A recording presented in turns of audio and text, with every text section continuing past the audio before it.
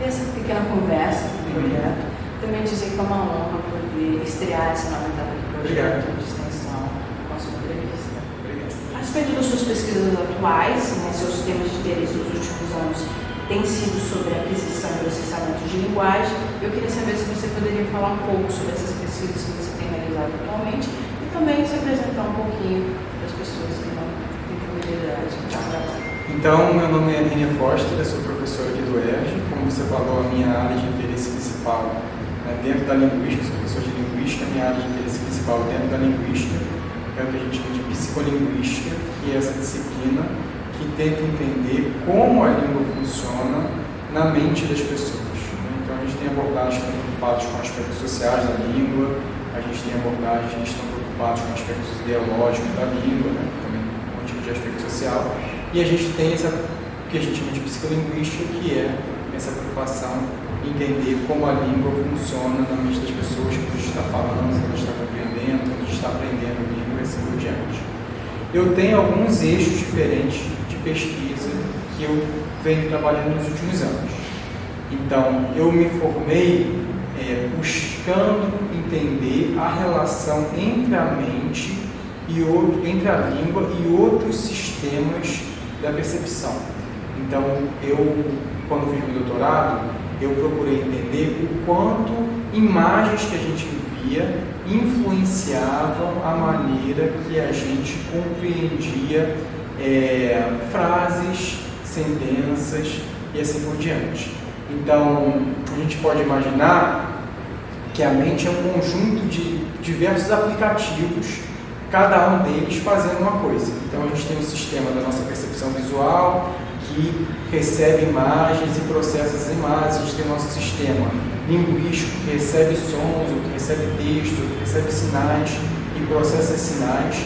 E eu quis entender nesse momento o quanto esses sistemas interagiam, em que momento, em que sentido esses sistemas se beneficiavam dos outros. Então, desde então, eu tenho feito pesquisas na área de linguística que buscam, em geral, entender o quanto a linguagem interage com outros fenômenos mentais. Eu trabalho particularmente com uma metodologia que a gente chama de rastreamento ocular. E essa metodologia é algo que permeia a maioria dos meus trabalhos. É uma técnica que a gente usa, no qual a gente tem um equipamento que monitora os olhos das pessoas e, a partir desse monitoramento, a gente consegue entender alguns processos que estão acontecendo. Então, por exemplo, eu posso dar um texto para a pessoa e esse equipamento vai me ajudar a ver qual a palavra ela está olhando em determinado momento, para qual linha, se ela volta mais para uma palavra, quanto tempo ela olha para aquela palavra. E por aí a gente consegue avaliar diversas coisas. Por exemplo, a gente pode avaliar o quanto aquele texto está escrito de maneira mais simples ou mais complexa. Então, um texto mais complexo, a gente vai ver que as pessoas demoram mais, fazem mais pausas em palavras, precisam fazer mais movimentos regressivos com os olhos. Então, essa técnica é uma técnica perfeita do meu trabalho. Esse é um eixo de trabalho. Tem um outro eixo de trabalho que eu tenho entrado mais recentemente, em que eu estou tentando começar a trabalhar com temas relacionados à comunicação. E eu tenho trabalhado particularmente com a questão das fake news ultimamente. Então, tentando entender quais são os aspectos linguísticos que compreendem esse fenômeno da fake news. Assim, o que é uma fake news? Em que medida uma fake news se diferencia de uma notícia verdadeira na forma como ela é escrita, né? Uma das coisas que eu estou tentando entender. E também tem um terceiro eixo de trabalho meu, que é tentar trabalhar com divulgação científica. Então, a gente está, nesse momento, com uma produção de alguns materiais audiovisuais em formato de animação. Então, a gente faz as animações explicando alguns conceitos, particularmente da linguística. Você disse que sua área principal de abordagem de pesquisa é a psicolinguística. E no começo da apresentação eu falei de linguística e eu havia dito que muitas pessoas podem não se familiarizar com as vertentes, áreas da linguística. Como você sente a psicolinguística da sua perspectiva de pesquisa? Tá. Então, a psicolinguística é isso, né? É uma tentativa de entender os processos mentais que nós, enquanto humanos, empregamos quando utilizamos a língua. Basicamente, o que a gente entende é que como se a gente tivesse um software na nossa cabeça, e esse programa, esse aplicativo, esse software, ele precisa trabalhar quando a gente ouve, por exemplo, uma frase. E o que o psicolinguista tenta fazer é descrever o funcionamento desse mecanismo. Ou seja, quais são as etapas que a pessoa passa. Uma das coisas que a gente tem interesse, por exemplo, é descrever como se organiza um raciocínio mental. Né? A gente sabe que o falante, para conseguir utilizar a língua, ele precisa ter um repertório de palavras. Né? Então, é como se ele tivesse um dicionário mental. Então, o psicolinguista tenta entender, por exemplo, como se organiza esse dicionário. Né? Se as palavras estão relacionadas, se as palavras estão soltas, em que medida essas palavras estão mais acessíveis ou menos acessíveis, por que, por exemplo, a gente tem dificuldade de lembrar umas palavras e consegue lembrar outras com mais facilidade. Então, esses são fenômenos que interessa a psicolinguista explicar. Então, tudo que diz respeito ao funcionamento da língua na mente interessa a psicolinguística. E também, um dos principais eixos de investigação da psicolinguística é o aprendizado de língua. Né? Seja o aprendizado de língua materna, que é o que a gente passa na escola quando a gente vai aprender português, por exemplo, ou o aprendizado de uma segunda língua, né? Que é quando a gente vai aprender uma língua não nativa nossa. Né? Ou seja, eu vou aprender o inglês, vou aprender o francês e assim por diante. A psicolinguística, nesse sentido, tenta descrever também como é esse processo, ou seja, quais são as condições necessárias para um falante aprender uma língua materna, aprender uma segunda língua, o que favorece esse processo, o que prejudica esse processo. Então, esses são os dois principais eixos de investigação da psicolinguística. Né? Um é tentar entender como os adultos processam a língua e como os aprendizes, sejam eles crianças ou sejam eles adultos, aprendem a sua língua materna ou a segunda língua. Passando agora para a próxima questão, você acredita que a gente está pegando um recorte, mas se a gente for no Lattes, que normalmente é o que os acadêmicos procuram buscar de outros pesquisadores, a gente tem uma gama de áreas de atuação, projetos de pesquisas que você fez parte. E nos baseando nisso, eu queria perguntar para você, além, só fazer um breve apanhado para as pessoas, que além de você possuir uma ampla agenda de trabalhos na área de psicolinguística e da linguística formalista, antes de eu continuar essa pergunta, eu queria que você desse só uma explicadinha breve do que você entende sobre essa linguística formalista para as pessoas. A linguística formalista, no sentido do que eu trabalho, né? A gente tem diferentes áreas da linguística, como você falou, uma delas é essa vertente formalista. Né? No sentido do formalismo que eu trabalho, é uma linguística que tenta se basear em dados quantitativos, né? Na minha perspectiva, né? Assim, na perspectiva que eu trabalho. Então, por exemplo, existe um tipo de linguística que faz um trabalho mais reflexivo, talvez que a gente possa chamar em certo sentido mais filosófico sobre a língua. Né?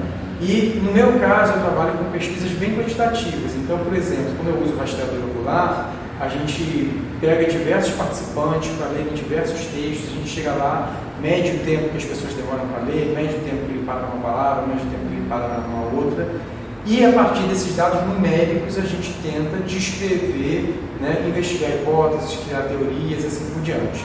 Então, o que eu chamo de formalista, na minha perspectiva, né, é esse trabalho, digamos, baseado, esse trabalho quantitativo, né, que a gente faz com a língua. Acho que agora a gente conseguiu fazer uma apanhada em geral para as pessoas se situarem melhor. Além desses trabalhos de psicolinguística e linguística formalista, você também possui vários trabalhos, projetos que coordenou e que participou na linha, e atualmente você participa também de um projeto sobre disciplinarização da linguística do estado do Rio de Janeiro, que parte de uma perspectiva multidisciplinar de língua. Poderia explicar o que seria esse multidisciplinar de língua? Esse projeto é um projeto que tem tentado falar um pouco como a linguística vem se formando aqui no estado do Rio de Janeiro. Né? Em cada lugar que a gente tem uma disciplina, né? Assim, o conhecimento, quando ele é institucionalizado, né, ele vai se institucionalizar na forma de disciplinas. Né? E esse projeto tenta entender como a linguística vem se formando aqui no estado do Rio de Janeiro, quais são os atores, quais são as correntes, qual é esse processo de como a linguística se constituiu, né? E ele é um projeto multidisciplinar porque ele tenta abordar as diversas ramos da linguística, né? Então a gente não está preocupado em escrever particularmente a psicolinguística, mas a gente está preocupado em escrever a linguística como um todo, né? Então a ideia desse projeto é ver como é que a linguística vem se formando e também qual é o impacto dessa disciplina universitária, né? Uma disciplina que a gente tem aqui universitária, qual é o impacto dessa disciplina universitária na formação dos professores, na atuação dos professores, naquelas pessoas que vão trabalhar com língua também no ensino básico, né? Então a gente também tenta ver essa articulação do ensino universitário com o ensino básico. Ainda pegando o gancho desse que você falou, queria perguntar como você julga a relação entre intervenção, aplicação real e potencial dos estudos de base formalista e psicolinguística para o ensino na educação básica brasileira. Eu acho que existe uma lacuna aí grande ainda, né? Porque eu acho que a maioria, né? Claro que tem gente trabalhando na psicolinguística, preocupada com questões de ensino. A gente tem algumas iniciativas esporádicas, algumas publicações esporádicas nesse sentido, mas eu acho que existe uma lacuna entre o que se faz em termos de psicolinguística na universidade e a educação básica. Lacuna por quê?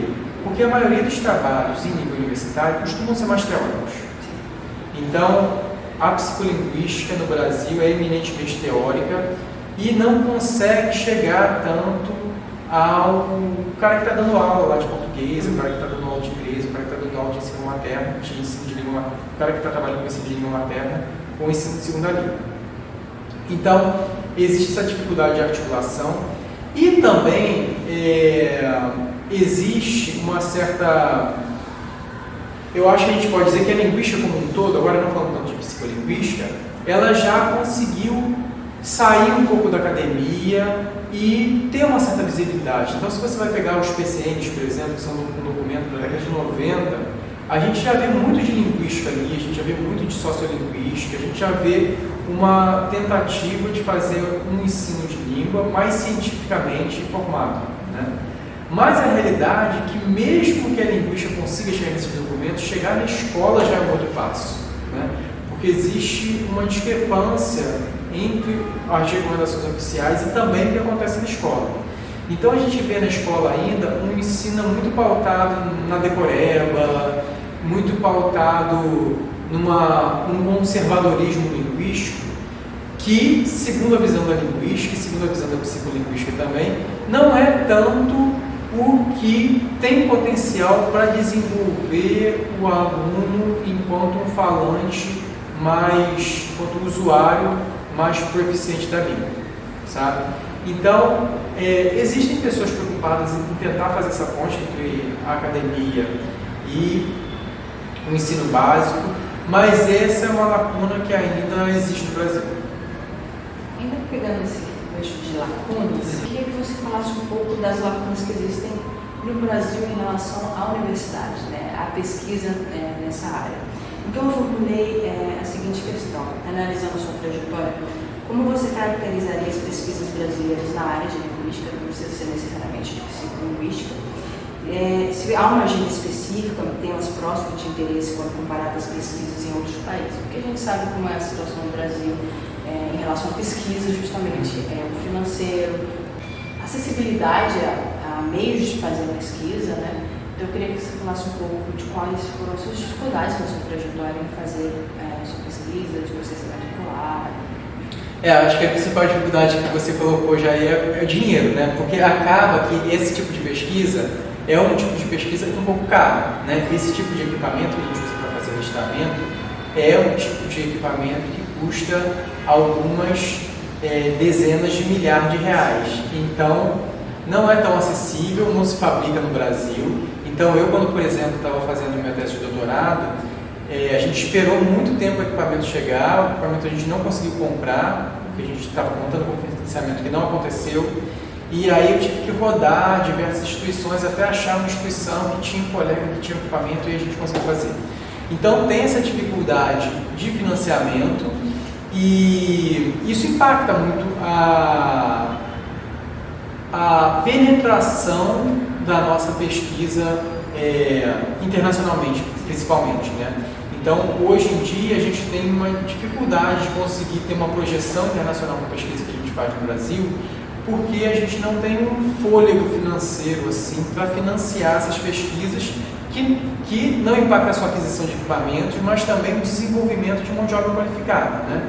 Porque você tem um aluno fazendo mestrado, doutorado, tudo é um processo longo, é um processo caro, e nem sempre a gente tem tanta gente, justamente porque a gente tem uma dificuldade de financiar esse tipo de pesquisa.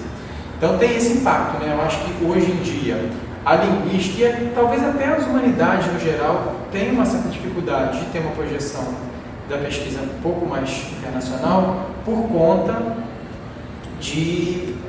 dessa crise de financiamento que é atual, mas também que também não é tão nova, né? Eu acho que hoje em dia é muito pior essa crise de financiamento, mas a área das humanidades é uma área que às vezes é um pouco sofrida da gente trabalhar, porque não é uma área muito valorizada em termos de pesquisa.